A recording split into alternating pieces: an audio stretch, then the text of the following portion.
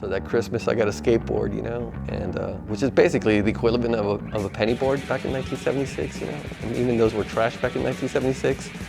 So I remember taking my little plastic skateboard across the street, and the guys were like, "You can't ride that on here, man. That's a," you know. I'm like, "What do you mean? It's a skateboard?" It's like, "That's a toy. There's a difference between a skateboard and a toy." And that, you know, once they opened me these world of, you know, these catalogs where I can order all this cool stuff, because in Miami at the time there was nobody selling skateboards really, you know. So. And yeah, that's what started it, and I kept it I kept it going all these years. I think I quit like when I was 19 because my parents had guilted me to the point where like, you know, you can't do that, something that children do, you know. And then I came back to school here in '91, and it was like more out of toy and watching kids just like shredding. I'm like, why did I quit?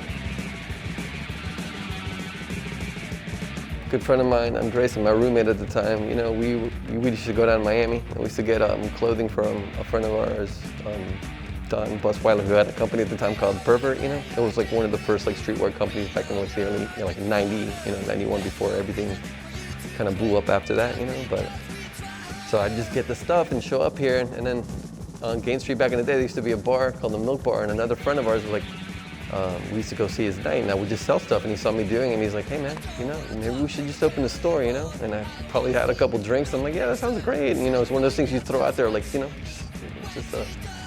just an idea, but like, you know, like a week later he signed the lease, and then I'm like, oh my God, I'm really committed to this now. So, you know, I just told the parents, I'm like, "Hey, I'm gonna take a break for a while, you know, and I'm gonna try to do the skate shop, you know, with some friends, and we'll see where it goes from there, and if I have to go back to school, I will, you know." And 29 years later, I haven't had to go back to school, so it's been good.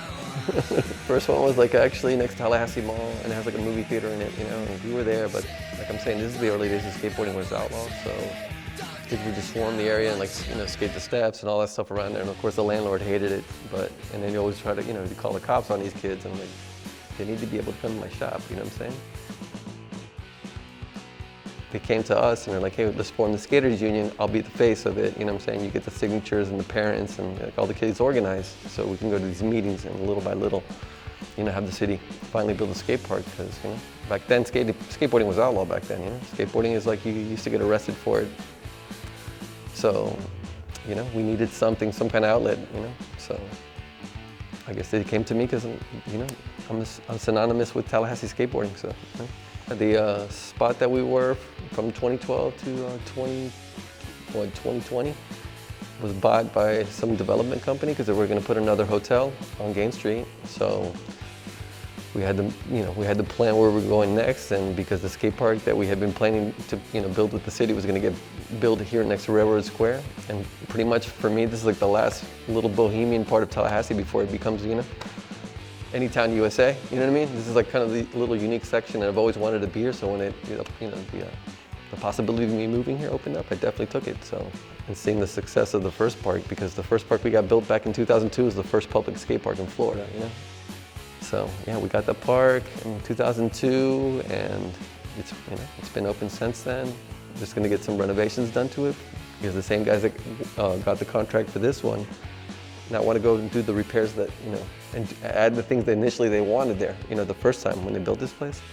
So it's like a community center. That's why I've always kind of like seen it, you know, because people talk about just a shop, and as a business, I'm like, the business is kind of like, you know, kind of a side effect, really. It's like I really kind of wanted to build what I had in Miami as a kid, you know what I'm saying? Like a spot that we all used to meet up, whether it were graffiti kids or skateboarders and artists, and everybody would just kind of like, you know, exchange ideas.